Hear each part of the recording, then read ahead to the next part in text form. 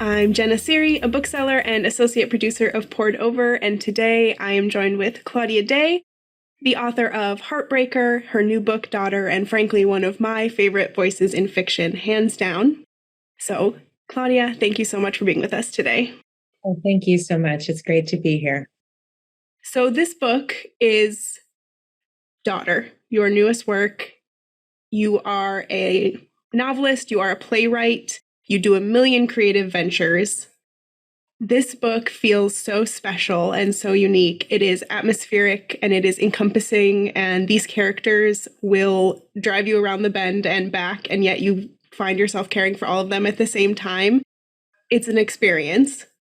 But I would love to start with you just giving a little description of the book for our listeners. Wow, I love that. I think if we're going to describe it in compressed terms, I think the novel is really a father-daughter novel, or it certainly begins that way. And the father is Paul Dean. He's famous for one great novel. He's kind of the all-powerful patriarch, very charismatic, magnetic man. And the daughter is Mona Dean, and she's an aspiring actor and writer in her own right. And they've always had this uneasy, anti-magnetic relationship until one evening, Paul gets in touch, tells her he needs to see her. It's urgent. They meet. Paul confesses that he's in love with someone else. He's having an affair. He's cheating on her stepmother. And Mona really becomes his confidant. And that's really the setup for the book. I really wanted to look at like the shadow side of the father-daughter relationship, like looking at the father-daughter relationship as a bad romance. And I think that the best place to start, like unpacking this book for myself, was with Mona herself, because so much of this book is through her eyes. And whether or not we can always believe what she sees or perceives, that's what we get first and foremost. And her voice is so distinct and so strong. And from the first page, I was with her, no matter where she ended up going, even though she went some places that I didn't expect and wouldn't have hoped for. But you're there with her. How do you find a voice like that? Does it come to you? Does the story come first? It seems so big. Well, I'm always drawn to imperfect, dimensional women. So Mona falls very clearly in that category. You know, I can say too that now when I think about her, now that the book is done and it's in the world, the audiobook, the part of Mona is being read by the film actor, Hannah Gross. And Hannah has this kind of inscrutability about her, this sort of loneliness and strangeness and darkness and humor and hypersensitivity to her surroundings. And so I really think of Mona, just to give you, like, as we speak, an image of her. Yeah, I think for me, I'm a really sonic writer. And so the novel really began with that opening line. And once I had the opening line, I knew that I had her voice. And I knew that in her voice, I wanted to essentially write out of control states in the most controlled way. So I wanted the prose to feel very precise, very alive, very direct, very unadorned. I wanted it to get directly into the reader's bloodstream with no opportunity for detachment. And so that's really what I was trying to do with Mona. And it was really that first line when I had it. And then in combination, it was really the image of her meeting her father in the back of her father's favorite restaurant. I was like, why does this look so much like an affair? You know, why is it so addictive and so dangerous? So that's where the novel really started. And like you said, when just the same as you felt it from that first line, I think readers will feel it from that first line as well. It gets off to such a great start, such a strong opening where you just feel like you're in that world, even though a lot of the setting, at least to me, felt very out of time and place. I struggled, not in a bad way, to place myself always within this world with Mona.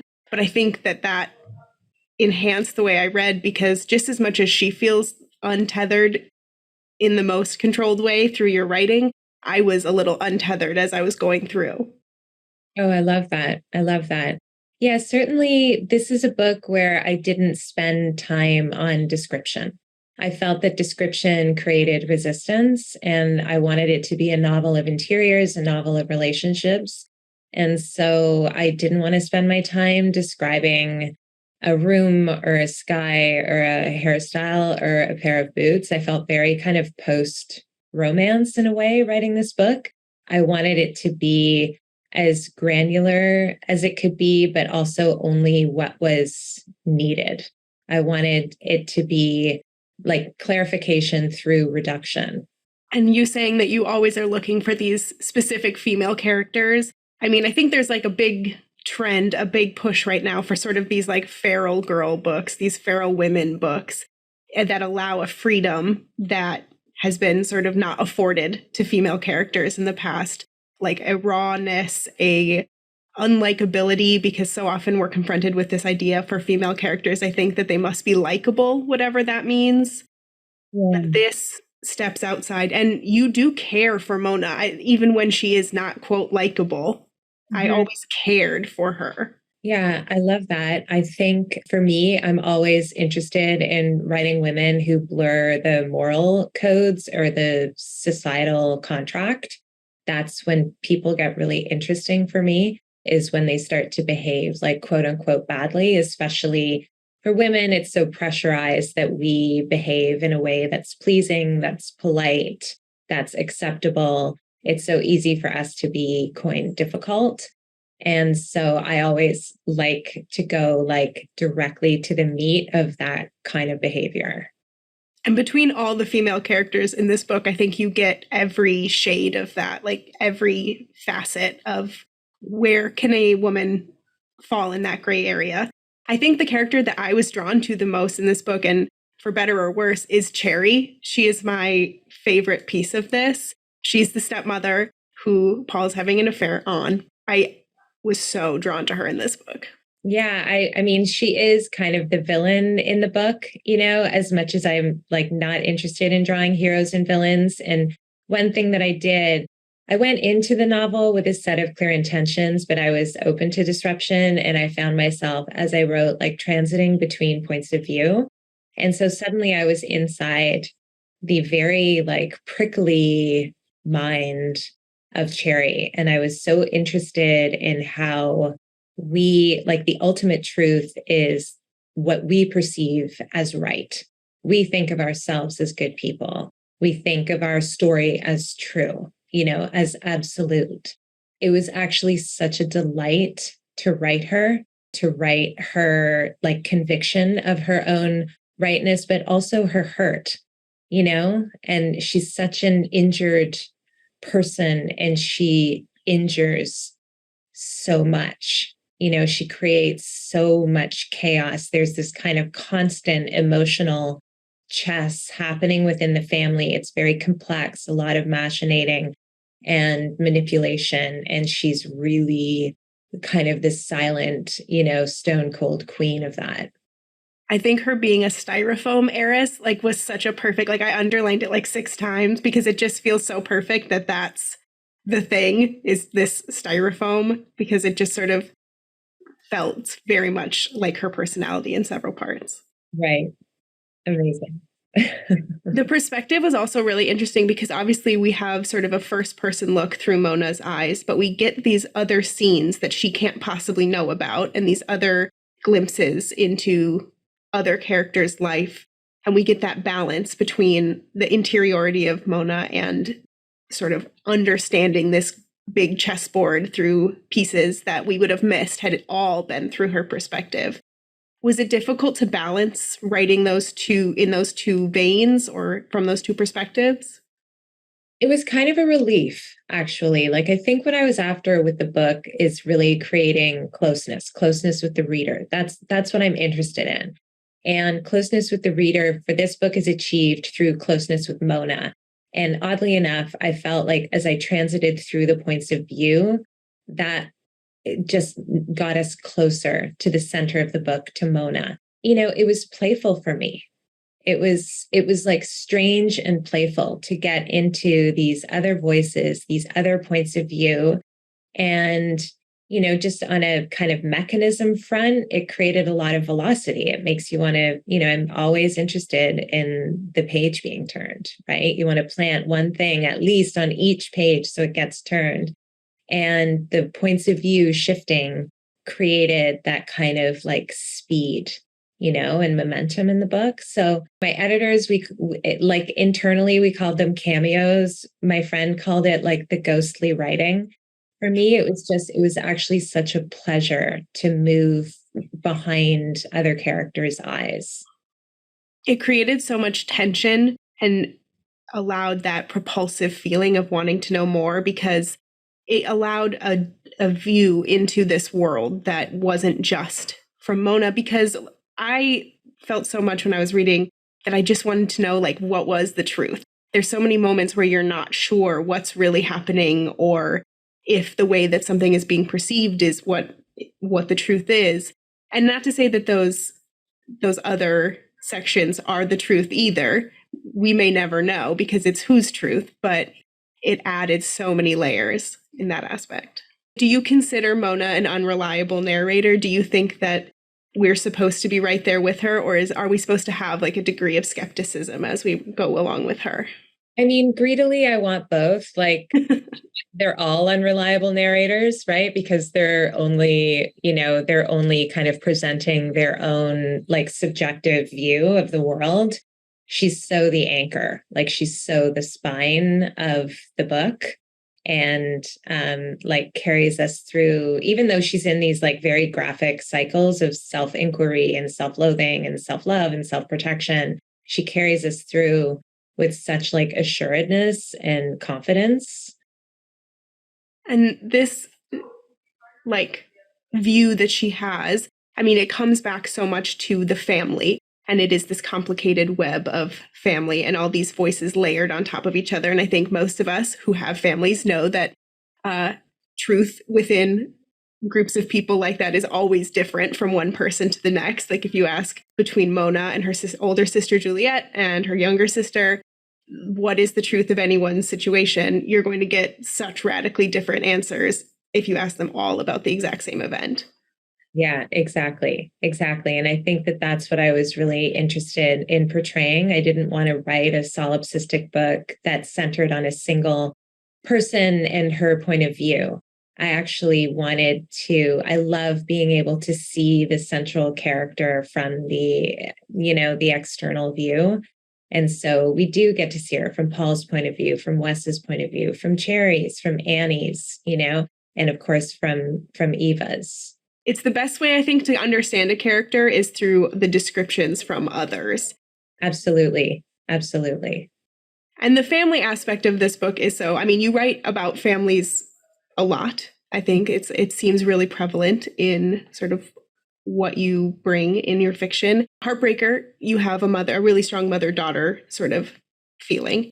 And here we have the father-daughter, but it almost feels, I think you mentioned that it almost kind of feels like Succession in a way. And yeah, I felt that acutely. Did you? Okay. Yeah, it definitely has like a strong Succession kind of aspect, in the sense that like there's an empire at stake. It's not media, it's art, it's writing. Paul Dean, this famous novelist, Mona Dean, aspiring writer, this kind of famous family organized around a kind of all-powerful patriarch, a kind of kingly figure.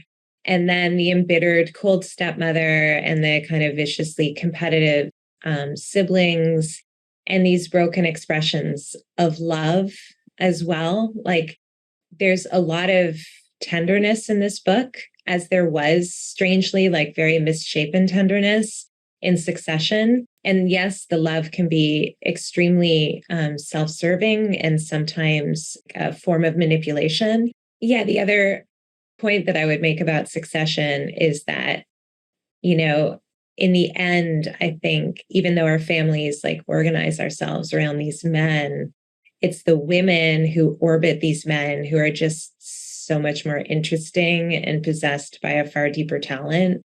And so I look at like Natasha, Mona's mother. I look at Cherry. I always picture Tilda Swinton when I think about Cherry. And then I think about Shiv's line, he couldn't fit a whole woman in his head. And all of the women, the wives and mistresses sitting together in that pew at Logan Roy's funeral. Anyway, all of that feeling, that like embattled family feeling is definitely in Daughter. And again, like everyone feeling the rightness of their own perspective and how that narrative is the thing that carries you through, that makes life bearable. Everything sort of radiates off of Paul in a way, even though Mona is the character that we find ourselves, I think, connecting the most to. It also made me think of like, as in Heartbreaker, there's like this cult aspect, is Paul this charismatic cult leader of this family that sort of radiates? Yeah, that's a great way of looking at him. And I think that's very true. And, when I was like drafting Paul, I was really thinking about these like the literary men of the canon who'd kind of, like by proxy of their novels and poetry seduced me through my 20s, right? So it was like the Leonard Cohens and the Norman Mailers and the Philip Roths and, of course, Ernest Hemingway. But of course, Paul has only published one book and he hasn't published in 15 years. So in him, we get a much more tormented man who, in a way, has all the power, but no power at all. And there's a lot of, I would say, too, comedy to Paul. Like I do picture Bill Murray a lot. As I wrote Paul, I really pictured him like his kind of that tragic clown persona. But I really wanted to get into the center of that man. He was so much fun to write. I can imagine. I mean, he was so much fun to read because every time he would come on the page, it would be like, which Paul is this going to be in relation to who he's speaking to, who he might be in love with, what his challenge of the day may be. And then watching these women orbit and sort of course correct to adapt to whatever version of him was there that day. That's super interesting. Yeah, that's super interesting. I mean, him going in with just, an intention for every scene, an outcome that he wants for every scene, like kind of weaponizing his like helplessness with his daughters. And yeah, just always at a loss. And in a way, giving Mona his attention, which she confuses to be love. And maybe it is love, but he really does treat her quite badly, even though she is his muse. So these women in these scenes with him, he's really kind of mining for their insights.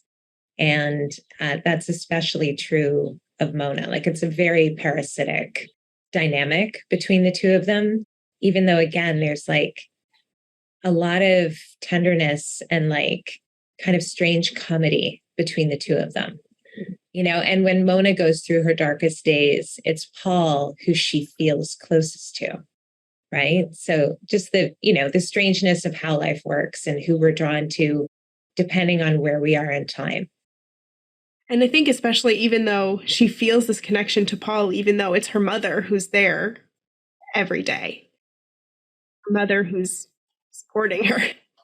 This is the thing about, mothers and daughters and fathers and daughters too. I think that we tend to, in art, save our scrutiny for mothers, and that fathers are actually like under-examined and often figureheads or, authority figures or final says in terms of, marriage choices. And I wanted to build between them like such a fraught, competitive, hugely human relationship, like a bad romance, like that shadow side of a conventional relationship.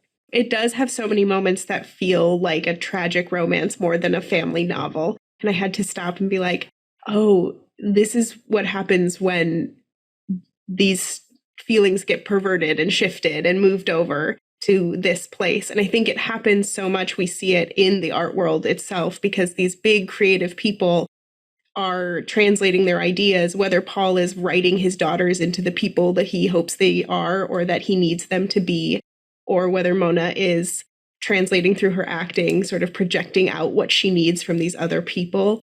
The art in this is so connected to how these people live their lives.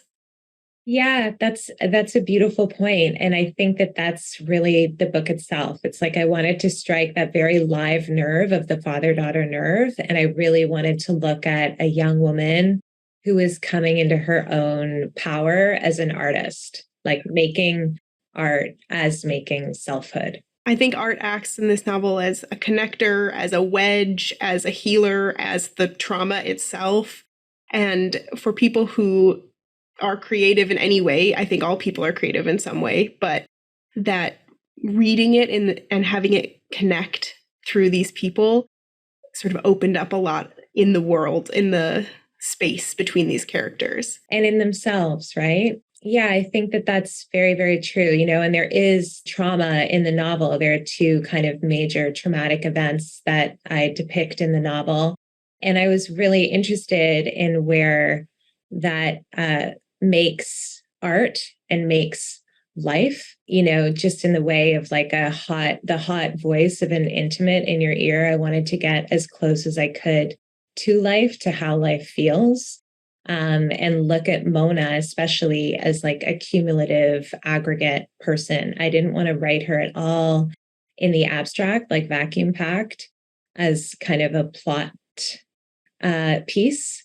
I wanted to look at her like in kind of like an Elena Ferrante, like Ditlevson, Annie Ernaux. Like I wanted to look at all of her complexity and again, like closer to how life feels. I wanted to write it in language that was closer to spoken language, so that there was, again, that kind of like directness and with these hot emotions, the counter effect of a colder prose. And I think for readers who love language and who look for that in a book, this is going to just like blow them away. I think like I can read a book about anything or anyone as long as that language is there. And the sentence structure that you create and the way that Mona sounds and the way that these people interact and you can just feel it, it was so much more enlightening, and it really brings you in so much more than just a book with a lot of plot. And not to say that there's anything wrong with books with a lot of plot. I think we all look for that excitement sometimes, but when you want to feel, I think it's a book with language that does that. I love that. Thank you. Yeah, I wanted to write a really visceral book. Annie Ernaux talked about when you're reading something, it should feel like watching an X-rated film. Like you should have that kind of state of anxiety and stupefaction and suspension of moral judgment and that feeling of like, I can't look away. And that was definitely what I was after with Daughter. As you were writing, was this a book that took a lot of rewriting? Did it come to you sort of in like a hot panic moment? Because it feels sometimes, like that exuding of words all at once, which, I mean, a good writer can create that. But I would just wonder how much goes into really making these sentences perfect. I love the hot panic moment. It come from a hot panic moment.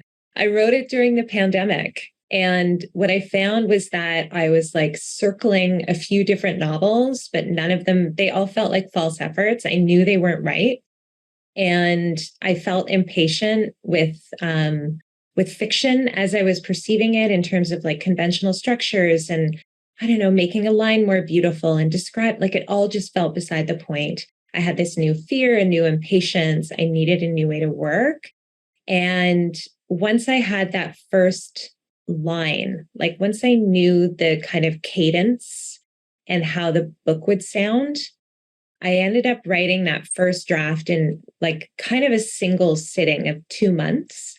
And then the first draft is intact in the book. So exactly what you've identified, that's real. And then I spent a couple of years like sitting with it, examining it, turning it over under the light, and then building it out, but keeping that tone and that momentum intact. We're actually, I mean, this is a kind of good metaphor for this moment, just in terms of aliveness and precise expression. I'm working with a parfumier who's building a perfume based on the novel, and she's calling it Mona. I love And that. I feel like I'll send you a bottle. So cool.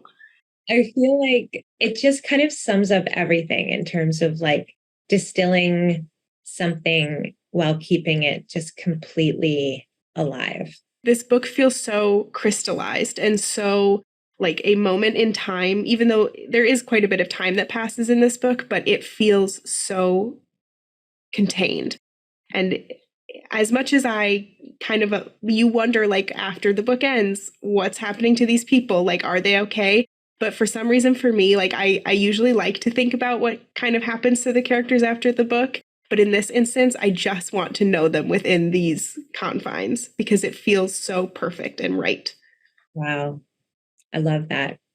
Because I think also sitting with these characters, they sort of work when the light is shining on them. And afterwards, they go back to the ether in this art. Mm-hmm. Mm-hmm. I love that. I love that. Like the book was written in a moment, the characters exist in a moment. Yeah, I love that. Because I think that kind of feels like what Paul has sort of done through his novel, also entitled Daughter. He Mm-hmm. has created a daughter, and it's kind of like there's this back and forth between who is the daughter in this book. And is it any of them? Is it none of them? Is it this amalgamation he has created of the one that he would like? It Mm-hmm. really, that's sort of the rumination that I leave with on that. Mm-hmm. I love that. So you wrote an article for the Paris Review, which I love the title. It's Mothers as Makers of Death. And as I was reading that, I mean, I think that really feels connected to this novel in so many ways. Like, I read the article after I had read the book, and immediately it evoked sort of that same feeling as I had had when I read the novel. Yeah. Yeah, I think that's right. Sometimes I think of the novel as the sequel to that essay. I found something in that essay. It was one of those moments as a writer where you strike something, but I didn't fully comprehend what it was until like 2.5 years later when I started working on Daughter. I wanted to go into the darker emotions. I mean, the essay is really about the presence of death in motherhood, and Daughter is certainly about that as well. I think, too, in terms of tone, Rachel Cusk talks about synthetic novels versus true novels, synthetic novels being kind of overly invented, overly plotted, and true ones that you lend your life and your state of being to. And Daughter is definitely a true book, as that essay was a true essay. So, yeah, I think you've hit on something. Like, I do think that they're in conversation. As someone who, I'm not a parent, I have parents, of course, but I don't connect to that aspect of it. And yet I can feel that tone, that darkness, that sort of seeping into the edges of this novel that really allows for an understanding of these people that on paper, like, I think you could very easily say, like, oh, how could I ever understand? Like, that's not someone who I ever think I would know in real life, or like that I would ever connect with, like someone like Cherry for me. But in these moments and through this lens, it allows for connection. And I think that's the best thing about fiction, is that a way to connect. Yeah, thank you. That's definitely what my intention was, and always is. I think of myself as a really private person, like quite an introvert. But as a writer, I feel like a very public writer. Like I'm really interested in binding people together and in creating conversation. And I think like I came up in theater, and in Daughter, there is like a black box theater feeling to the book. I didn't do an epigraph or a dedication or acknowledgments. The curtain rises, the novel plays out, and then the curtain falls. And it's really this like limited number of characters in a relationship. They're all in relationships with each other, a limited number of settings. And what I love so much about live theater is just that electricity, and that electricity of like connecting, like having a shared experience in the dark. So that's what I'm always trying to do with fiction too. And shared experience in the dark is like absolutely a great way to describe this book, I think, for me, because, and even with the jacket, I think the jacket works so perfectly with that feeling as well. It's so good. It's so beautiful, isn't it? It's Mm-hmm. like so heart-stoppingly beautiful. I actually have a finished copy right here. I can show you. Yeah, Like, that's it's just like, you can't believe the beauty of this. And you can like check your lipstick. yes, multi-purpose. Right? Anyway, that was such a gift. That's June Park, Genius, FSG. Yeah. It feels so classic at the same time of like evoking like you can bring so whatever you want to that, whatever you feel reading the book, that'll match it. Perfect. And I know you mentioned Annie or No, and I can actually feel a lot of Annie or No sort of in this book, but do you have other big like literary influences or your favorite thing to read? Yeah, I mean, I have tons. Like I can show you my bookshelf situation. This whole top shelf is like filled with all of my favorite writers. Like Elena Ferrante for sure was a huge influence, especially on this novel. And Tove Ditlevsen and like Vigdis Hjorth is a huge influence as well. Leila Slimani was as well, just in terms of like creating something that sets you on fire and is the shadow side to a traditional relationship as much as it was like a horror show to read. I love Catherine Lacey, Miriam Taves, Laura Vandenberg, Samantha Hunt's a huge influence. Just women writers who have like humor and depth and yeah, just like are willing to like enter the spirit and strangeness, where it takes so much craft and so much invention to pull off that kind of like dimensionality. Katie Kitamura for sure. Sheila Heti, of course. And so many women writers that, Hurston that have really, and Cusk too, like that I feel in conversation with. Like fiction just gives us company and solace in a way that nothing else can. It allows you to resequence and reorder your own life and thinking. And so when I say influence, I mean it on like the deepest level. But those were the writers that really held close for Daughter.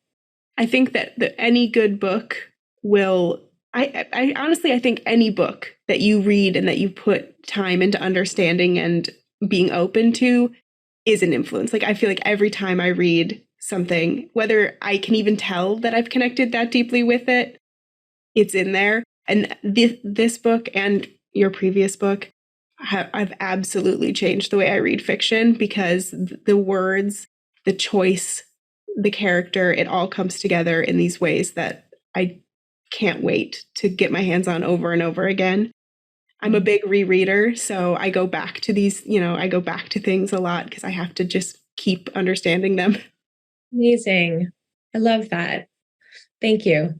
And I have to ask, because it's the Barnes Noble podcast, but what's next for you? Do you have anything? I know that this book was a labor of love and took some time to come out. So I can be patient if I have to be, but I'd love to know what's on the docket for you. Yeah, I'm kind of back in that mode of just reading and taking notes and thinking. I tend to think long and write fast. As I did with Daughter, it's like I'll circle and I'll feel kind of miscast in a play, like false efforts. And then all of a sudden I'll strike something and then I'll write it very quickly. So I'm back in that like searching phase, but it's good. It's kind of, I don't know that I could sustain the intensity that I had with Daughter and transfer it into a new project right away. It's like I need just like a palate cleanser. Yeah. And this novel deserves its chance to breathe because it is that good. Yeah, thank you so much. And there's a great playlist that you have that goes along with this book that I have been listening to. There's going to be a perfume, which is like incredible. Like what a better thing to pair with a book. It just makes like a lot of sense to capture that moment in another moment. Amazing. So yeah. I can't wait for all those other things. And I can't wait for whatever you write next because I will be there every step of the way. But Claudia Dey, thank you so much for writing Daughter and for being here with us today. It's out now, so I hope everyone goes to get their copy. Wow, thank you so much. It was such a pleasure to speak with you. I'm Jenna Seery, bookseller and associate producer of Poured Over, and today I am so excited to be here with Sheena Patel, author of I'm a Fan. I'm obsessed with this book. If I could Instagram stalk it, I would. Maybe I already did. We don't know. But this book has been all over in the UK. It won the British Book Award for the Discover category. It was shortlisted for the Dylan Thomas Prize, longlisted for the Women's Fiction Prize. I mean, it's done a lot, and I can't wait to see where else it goes because I am truly in love with this book. Sheena, thank you so much for being with us. Thank you for having me. I'm very, very honored that you've asked me. So I think this book, I often say I read books in a single sitting because that's one of my favorite things to do. But I feel like I read this book in a single breath. Like once I started it, I could not stop. It was such a wild ride. It's brutal. It's hilarious. It is so many things. I would love to start with you just describing the book for our listeners because it is a lot.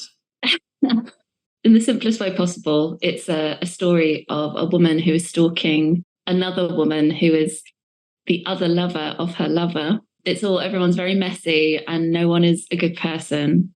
So it just tracks this person's sort of spiral into a catastrophe, basically. And then interspliced with that is sort of her thoughts on the world and the ways in which systems can corrupt. This book, I did not know where it was going to go when I started. I think you can't. It's every, as a millennial woman, it's so many of my fears and also worst and best qualities of myself put out on a page to read and to deal with, which is the best way to deal, I think, with our inner selves is through fiction. I was wondering how you found this voice for our unnamed narrator, because she carries us through this whole, like you said, catastrophe, and we are with her, right next to her, inside of her this whole time. Well, I didn't know that I was writing a book when I was writing. The book's been, in the UK, was originally published by a very small publisher called Rough Trade Books, who are sort of a sister arm to Rough Trade. But it's one person, essentially, and then has been picked up by Granta for the paperback. It was more with Rough Trade Books. I started to work with them, really, creating this thing. And I wasn't sure what it was. It could have been a picture book because I was collating loads of pictures from the internet. I was just sort of amassing things and then narrowing it down. And then once I figured out I was writing, it was sort of expanding the writing bits. And then it was very intuitive, which sounds like a cop-out, but I wrote everything very straight, like this happened, this happened, this happened. And then in the sentences, I started to really dig down and I was thinking, how could I make this very weird or very strange or very surreal? I think that's as far as I asked the question. And then I thought, what would be the worst thing that you could say? And then started to really move into that, into this person that was very angry, funny, but angry, and really had nothing to lose. And I just thought, what would it be like to have nothing to lose in any given situation? And so it sort of spiraled from that, really. But I don't think I knew it was very bitter, but I don't know if I knew quite how acidic it was until I'd finished and I'd given it away to be printed. And I thought, oh my God, I'm in trouble. I was like, I could get fully cancelled for this book. But I sort of risked it. It did, in a metaphorical sense, felt like a sort of death that I was playing with, that I could never write again. I'd write this book and everybody would be up in arms about it. The few people I thought would read it, but it was something I found and then something that sort of possessed me and then someone I missed after I finished writing it, really. I think that risk is so worth it because for most people, and I think, again, especially for a lot of women, this is a very repressed side of things. This sort of inclination of obsession and competition and comparison is so vital and so ingrained in the way that we sort of interact and exist, especially with social media and in relationships. And this, yes, it's sort of a powder keg of all those things and maybe the most heightened version of all those things, but it's so recognizable for so many intricacies of existing. Thank you for saying that. And also wild that actually that's true as well, you know, because when I wrote it, I was thinking, there's no way in hell anyone can identify with this. It felt to me very extreme and, you know, this gnarly, ugly bit of all of us. And I did want to put shame in the book. It is an exploration of shame. So it's all your shameful bits that make up this person. But I was like, all my shameful bits that make up this person, you know, because I was thinking, what if I was really stripped bare? And if you strip bare the patriarchy, it's like all women sort of out against each other, really. That to me felt more real than this sisterhood thing, which I know is also true because I have very, very close female friends. But there is this sort of way that you're pitted against each other in a way where it's like, I've got a boyfriend, so I'll be fine, or I've got a partner, I'll be fine. And the way that money and class and those kinds of things intercede into your relationship. So I was thinking, what would it be like to explore that? And also like female rage, and also, you know, more potently non-white, you know, brown or black female rage, which is often suppressed and treated as something that you have to distance yourself from. So to step into that space of rage and really embody rage, and also be the thing that society fears you to be, and really be that thing. I found it was very liberating to write from that place and not deny it. I can only imagine, because even for me reading it felt liberating to be like, oh, that's a thought that I have had, and I thought never have that thought again. But then you realize that like it's natural. We're only going to think these things, especially in the like sort of prism of weird social media, end of the world, doom scrolling society that we're interacting with now, and especially have been for the last few years. We can't help but experience these tendencies because it's the world we live in now. Well, what I'd say is that this book is actually about power and about, you know, not just her as a victim, but her need for power and her search for power, as well as experiencing other people's power and sort of hating it, but wanting it at the same time, which is definitely something we all experience, where you hate someone for something that you want. And how social media becomes this newer way of accessing information. It's an old story to be, you know, the lover of someone's lover, or like to be the lover of someone and then be jealous of their other lover. Like that's a kind of, to be jealous of anyone, an ex or, you know, whatever. It's the most ordinary thing.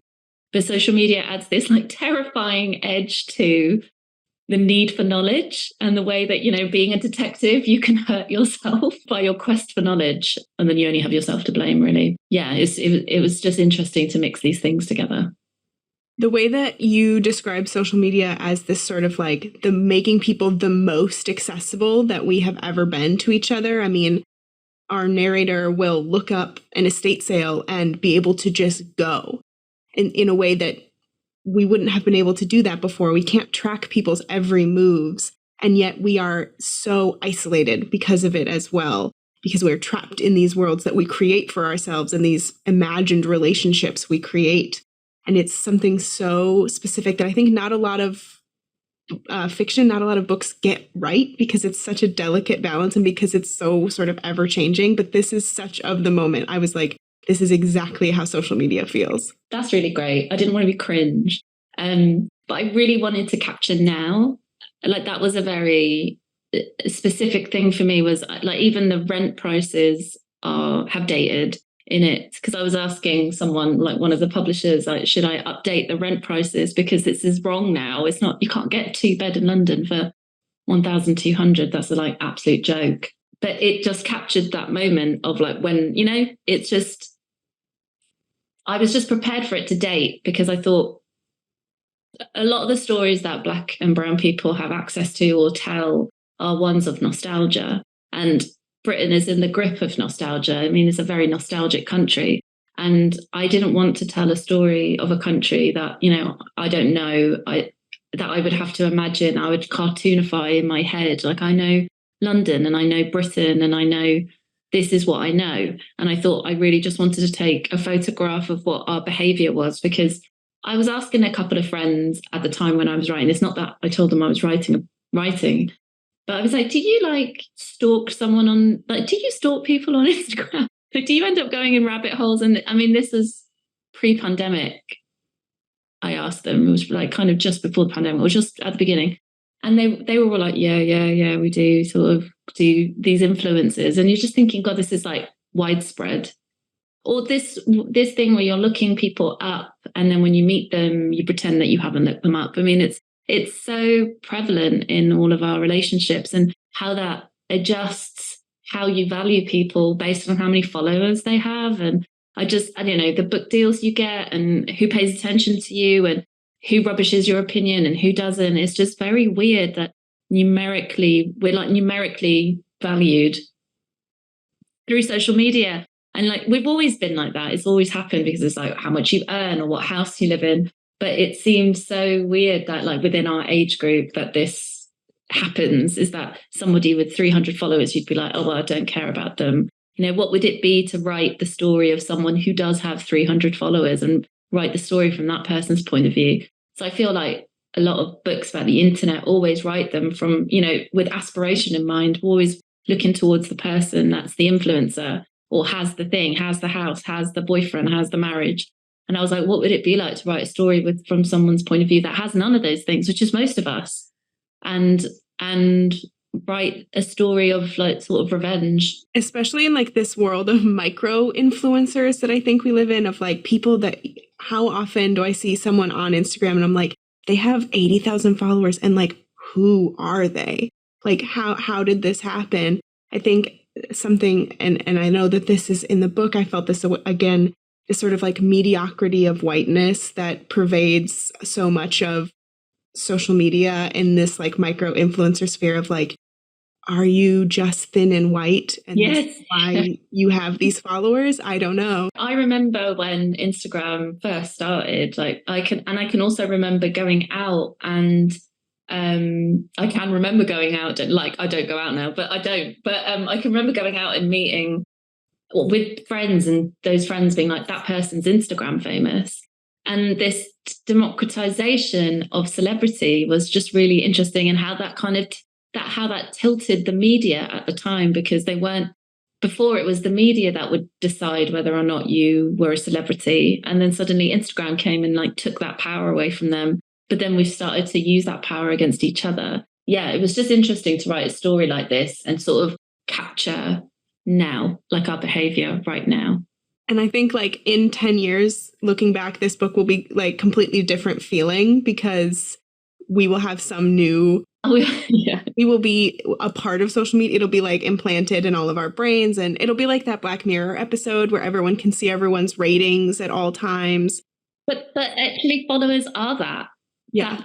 Followers are people's ratings. And it also, it skews so much then, because, you know, models don't get jobs if they don't have a following.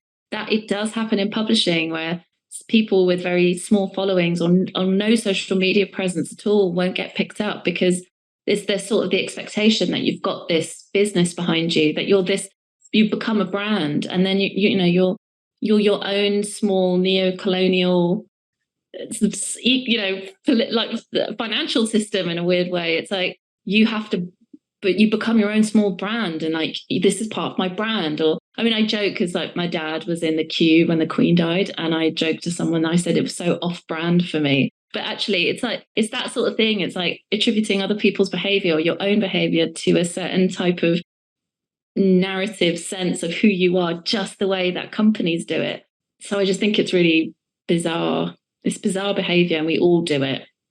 And it creates this sort of duality. I think all people have like these, we exist in a little faker sense. We have these performative sort of fronts that we put on, and we recognize them in other people. We see them, we know in some part of our brain that these profiles are not representative of actual people. And yet we are so attuned to just believe what we see. And that's where those jealousies come. And even though we know, you know, that person has like a normal life and does all normal things and, you know, whatever, seeing it in that lens, like we can't separate the performative from the real. Yeah. And I mean, part of that, I'm very into Jungian psychology. Like I really love the theory, and I'm like in Jungian therapy.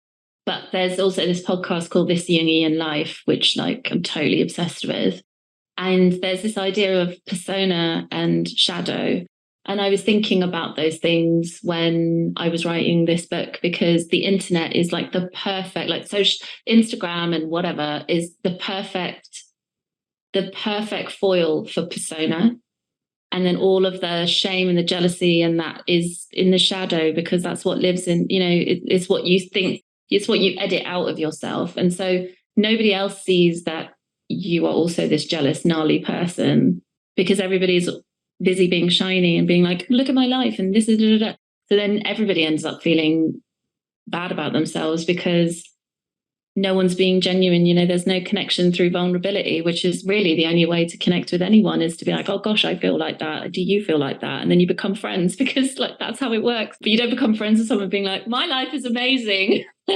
Your life's not that great. Like that's not how you make friends. And it feels like social media just propagates that sort of behavior. But that's the kinds of things I was thinking. And like the original colors were on the cover were lilac and red, which I got from Nina, who's the publisher. From her garden, she put up a flower in the garden. And I was thinking that color of poison is quite interesting, to have a book that is poisonous, that has this poisonous voice, but in a way, metabolizing that poison would hopefully free us, because you're admitting something you reject, and that the only freedom comes through that. So I was thinking maybe in its small way, it's like a piece of poison apple that everybody has to eat, and maybe something good will happen. I think I became friends with this book because I felt so much of myself in it when I was reading, which is like, now for people who are going to read the book, they're going to be like, you saw yourself. Are you okay? Yeah. And I'm going to say, I'm working on it. But I think the unreliability too in the narration, where, it's told in these little vignettes, these little, short moments in time with their own little captions, their own headings, which I think is great because they're hilarious. And what else can we do other than laugh while the world ends? But as I was going through, there's these so heightened moments that you wonder, like, is this really happening, or is this what she perceives is happening, or she wants to happen? There's such a blurred line between what could really be there and some things that you read and you think that can't possibly be the way that interaction went. That's great. I'm really glad you've said that, because that was the point. I really wanted to blur that line between what's happening, what she thinks is happening, and has it happened? Because I was thinking, in my mind, I was thinking this person lives so fully in their imagination. And I think when you're like a lonely and maybe slightly weird girl, when you're a teenager, you do live in your head a lot. You have a very, very vivid fantasy life. And that's often where your life is in your head, of how you want things to be. And I wanted this person to be that. And actually, I wanted to really map that in the kind of girl universe of fantasy life, of what that is, where, a room becomes a club, or how your chair becomes your friends, it's the position of where your friends would be, and how your cupboard is like a DJ booth or whatever, it's like this sort of this small domestic world changes in her mind into the world. She doesn't need to be in the world because the world is in her bedroom, kind of thing. And so I was thinking, I was like, actually, it's like there's this, I forgot the name of this show, but I remember watching it like a long time ago. But there was this show called Sunset Beach, and it had to end really abruptly. I'm not even sure why, but it had to end really abruptly. And the way they ended it was a dream. The whole thing was a dream. And I was thinking that this could be the same thing, is that the whole book could be a dream. It's just her locked in her head, like lying on her bed thinking she's done all of these things, but nothing's happened. And she's just sort of in a dream state, not really living her life. I was kind of wondering if there was going to be a point where we realized that she didn't know any of these people, and she, was existing completely by herself. And I don't want to know whether or not that's like, I want to exist right there in the in-between with her and question just the same, because that's what brought me along there. I mean, the the short chapters and sort of the tension that creates as you're going through, like I couldn't stop as I was reading because I just needed to know where she was going to end up next and how she was going to live through each and every like obstacle that would come up in her path. And I think like so often we get caught up in what's likable, especially for a woman, especially for non-white people, like people of color. There's so much pressure in exceptionalism and what is good and right and likable. And I hate the word likable, especially when it comes to any woman in a book. But that kept coming up of like, so many people wouldn't like this book because they can't relate or they can't connect. And I don't believe that, but that feeling of how do we connect with characters who are making bad choices? That's really, really great thought because, well, one, I did do this. I mean, now there's like this trope. I didn't really realize that there was a trope about this like sad girl thing or unlikable women. I didn't think about that really, about fitting into a genre if there is one. But I was thinking that this unlikability thing is not afforded to Black and brown people, and how you have to be likable and the ways that you fit in and how you have to kind of shape and shape shift and mold yourself to be unthreatening. And so her being violent and full of dread and a threatening person was very purposeful because I wanted to play with that. And like, how much can she do and how much will a reader stay with her? I just really wanted to push the boundaries of that. And also the idea of like likability or not liking a book because you can't relate. I find that so mind-bending as an idea. Like I don't come to art with this idea that I need to see myself reflected in it. I come to art hoping to understand what it's like to live another life or what it would be like to make another choice. I think that's the thing I found about reading. Like I'm an avid reader, and when I was a kid, just read book upon book. I didn't care what I was reading. I just read anything I could get my hands on. And would take a lesson from it in some way, even if it, from like Berlin in the 50s. I don't know, that's not my life, but I would think, God, that's an amazing thing to do, is to be brave or whatever, or this is what it's to be a coward. And I wouldn't ever look at a book and think I need it to be a mirror. Like I see that as a door. You need to walk through that door and understand what has been presented to you and then meet it as it is, not as you want it to be. Because that's meeting art as a consumer, is like, this is what I want. It's not what I like, so I'm not going to like it. It's like a weird, to me, very weird way to engage with ideas.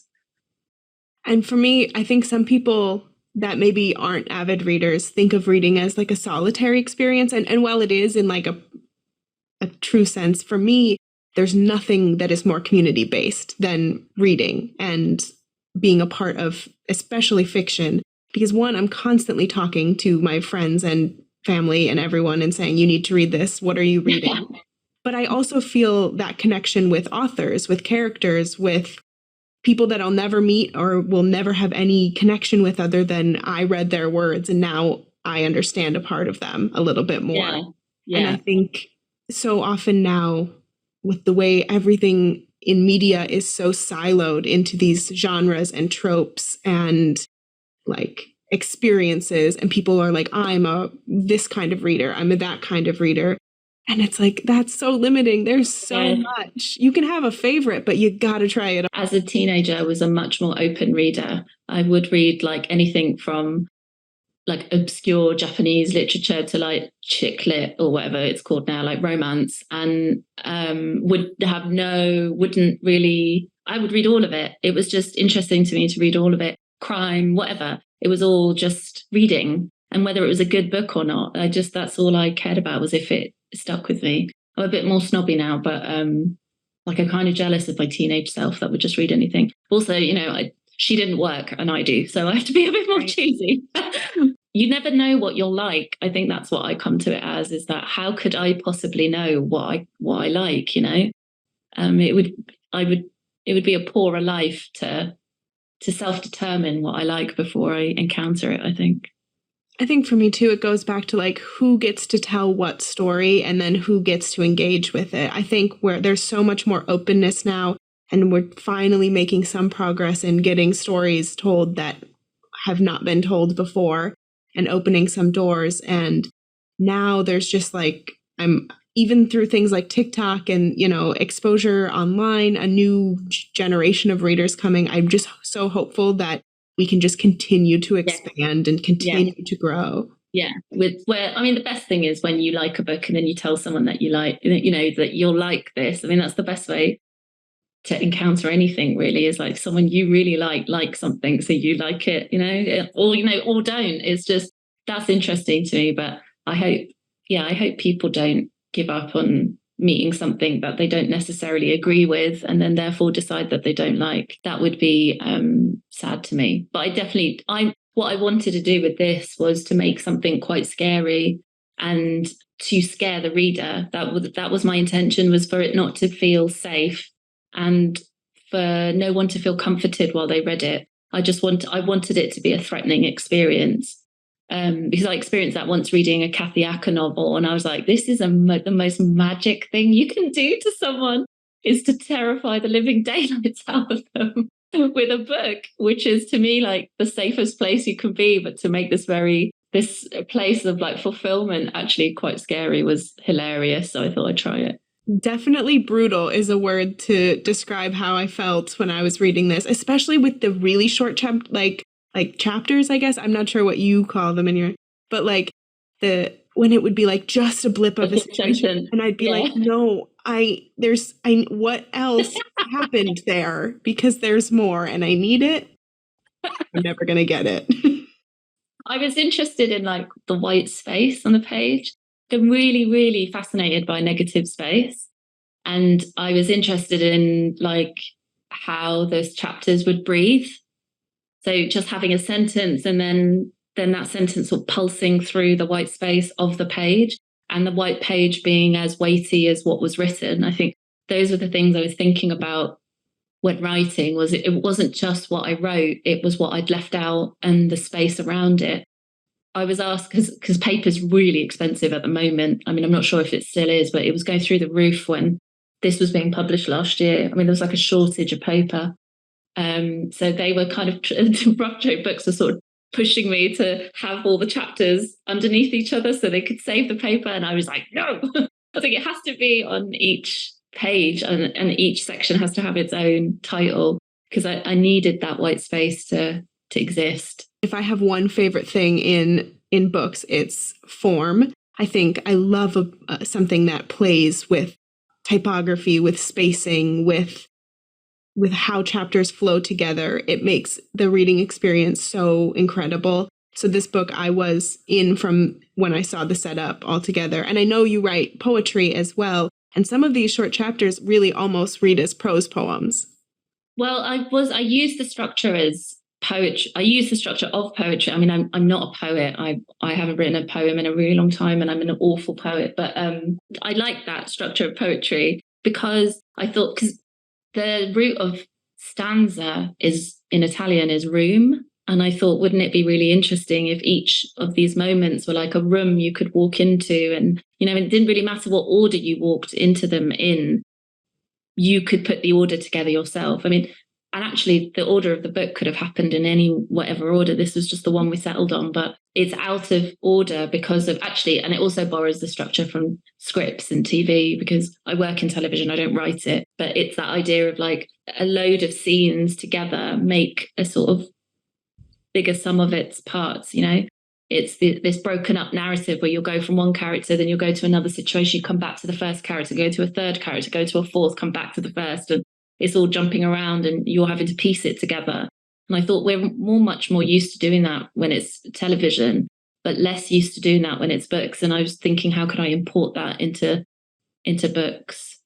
Yeah, the time in this novel is really interesting because you never quite know where you are in time in relation to each other. There's some mentions of this, this happened before this or this happened before that, but really relationally, it's tricky to figure out exactly where you are, which is kind of, not to keep going back to social media, but it's almost algorithmic in that way that they don't show you anything in order. So you're just getting things in the way that someone else thinks is important. Yeah, exactly. That's a really good point, which no one's ever made before. So that's an amazing thing to like notice. But yes, it's that idea of like a post from this, and then it's like someone's grieving their grandmother, and then it's like someone's having a baby, and you're like, and you just have to like put all of this information together. And you're like happy, sad, depressed, jealous, and you're like all of these different emotions very quickly. And also it's the way that we consume media, because you'll read a book, then unfortunately you do put it down, scroll on your phone, and then you'll watch television, and like you're always constantly grabbing at pieces of information and then having to put the story of the world together in your head from these bits of information. So it's that too. But also just with the titles, they like nicked them from memes, because I thought it'd be really funny to put a meme in a book. And also it's hilarious. And also because she does such dark things, I thought to offset that and to make me laugh, I just put something opposite to it, that in the same way that memes do that on the internet, which is that you'll see something and you're like, that really saw me. And because you do that thing, that particular thing. Like there's one I saw the other day, it was this TikTok of this boy saying when the situation shit's so bad that you have to reconnect with nature. And it's like, that's so funny. And I wish I'd put that in the book. But it's like stuff like that, which is hilarious and true. And also it's poking fun at yourself for like being such a simp. And I love the idea that like, yes, the internet like is the great chronicler and holds all things in like a creepy way. But I love the idea of like putting memes in literature and being like, we're putting this for posterity. Like we're putting the Grinches and Edgelord in a book, so that we can come back to that later. Yeah, and also this idea of like literature, of like this like holy space, which I fully subscribe to as an idea.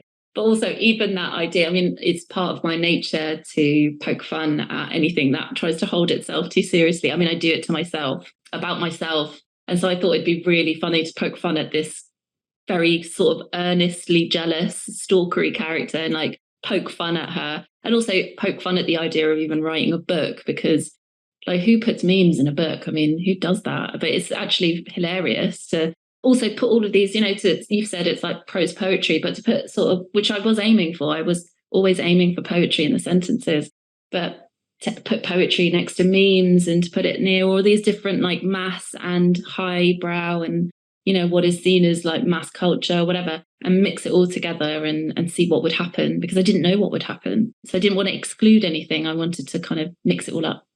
And that's life for us. I mean, if you are existing and using the internet regularly and reading, I mean, it all happens side by side. You can't be like, and now I'm going to only look at literature and I will be doing that only. And then at 4 p.m. I will be doing. Yeah, I mean, I was thinking that was like your body. I was thinking about bodies. I know this is a book about the internet, but I was also thinking about like the value of bodies, and like your actual body moves through so many different spaces anyway. You will be, you'll disassociate on the internet, and then you're in a gallery, and then you're in the supermarket, and then you're, whatever, your body moves through high and low, or whatever low is, but like high and low culture all the time anyway. And then your body also changes its value and its meaning dependent on what environment it's in as well. So it's an interesting thing to kind of capture, which is what I was trying to do, was map that change. And even though it's every person's is so different, and my experience in some ways or another reader's experience will be very different, there are those moments, those beats that connect, and you're like, oh, it's like when you see that meme that really hits you and you're like so ashamed, but also like, I gotta send it to 4 friends that also I know have that same feeling. Like I have sent the chapter titles from this book to like 9 people because I'm like, oh no. But it's also like being seen and then sharing that and being like, oh, like it's exactly that.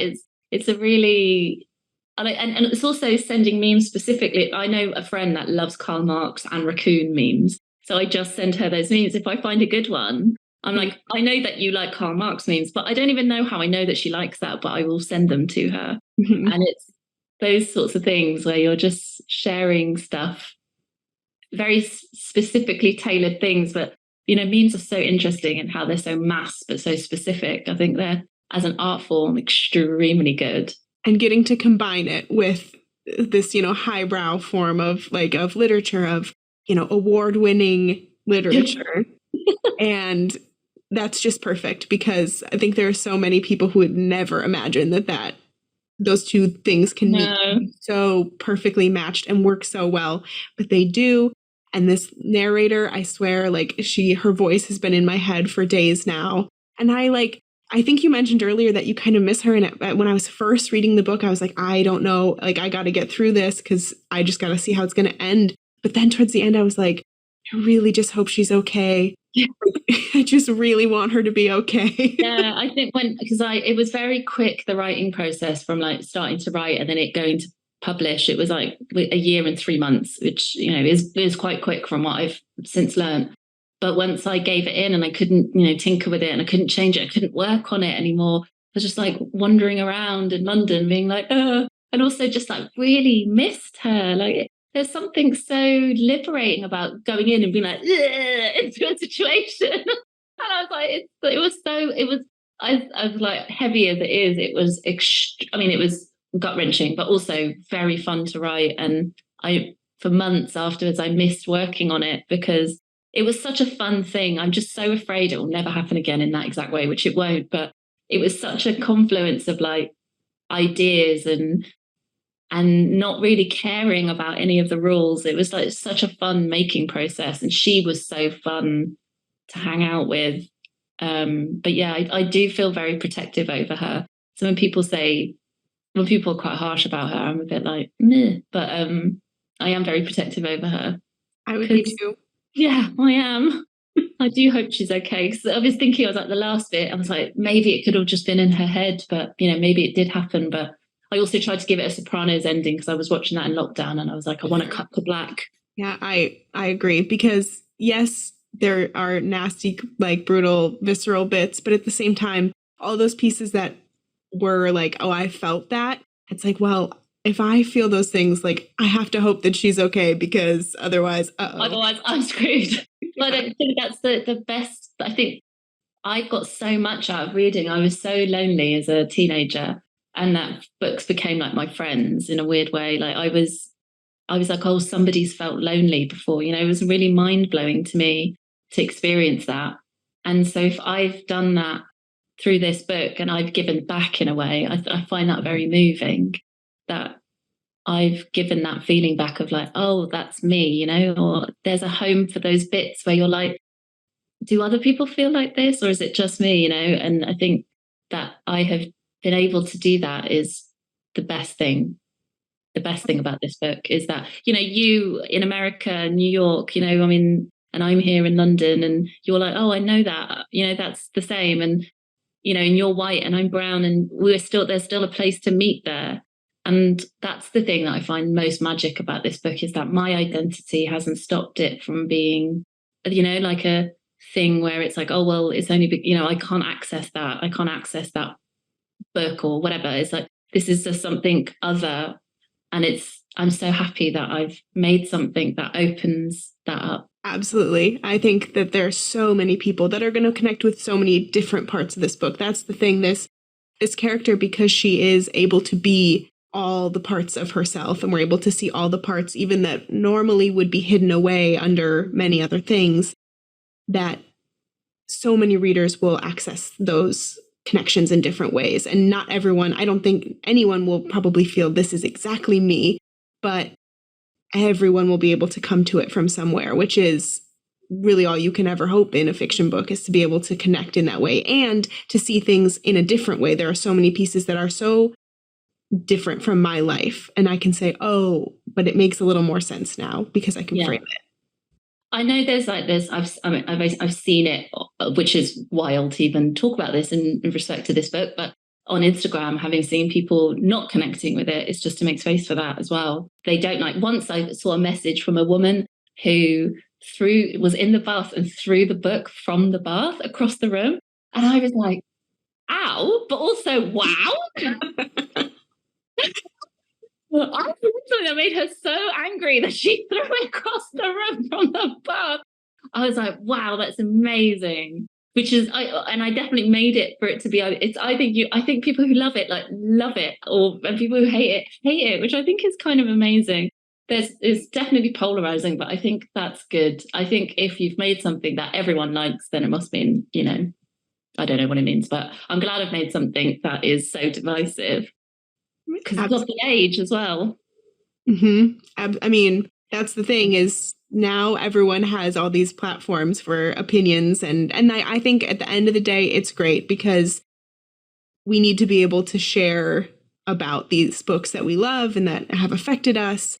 And I know we've touched a little bit on some of your like literary influences, but I'd love to hear more about your favorite books, something you've read recently, whatever feels right. Oh my God, I've got so many things to say. Okay, so recently I read Stillborn. It's a Fitzcarraldo. It's unbelievable. It's magic.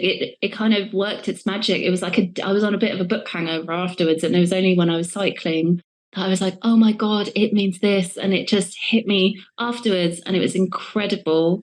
I don't know if you guys get it over there, but there's this author, she's dead, so they're sort of bringing her work back, Celia Dale.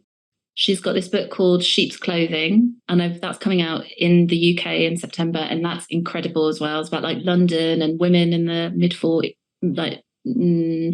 20th century, just after the war, and it's amazing. It's like the Scammer thing, but it's really great. And like the books that influence, there's very foundational text to like who I am as a human being, but like the ones that inform this book are all of the things I've ever read in my life, but also definitely I Love Dick.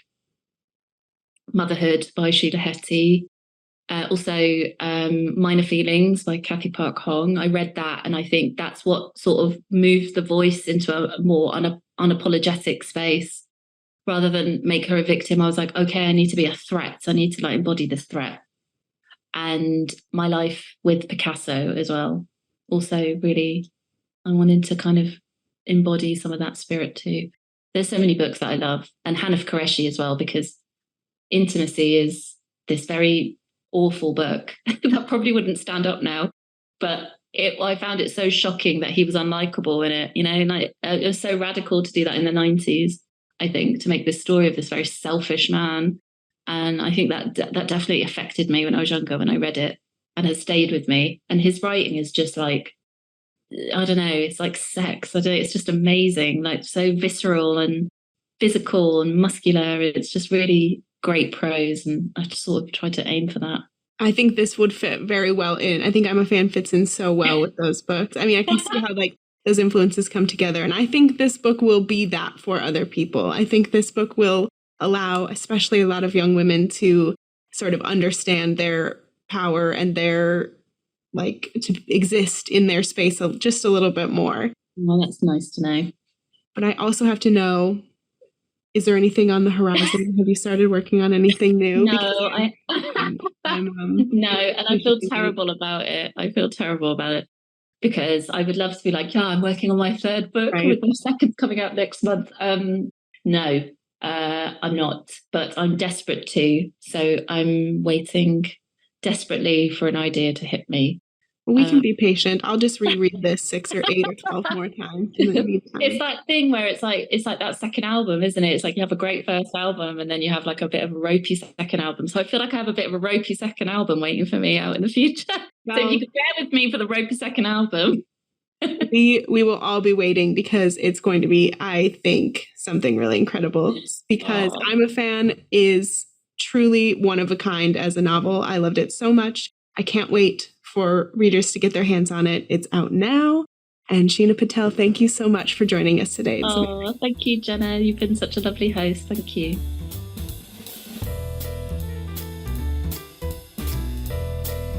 Thank you for listening. Poured Over is a Barnes & Noble production. To help other readers find us, please rate and review the show wherever you listen to podcasts.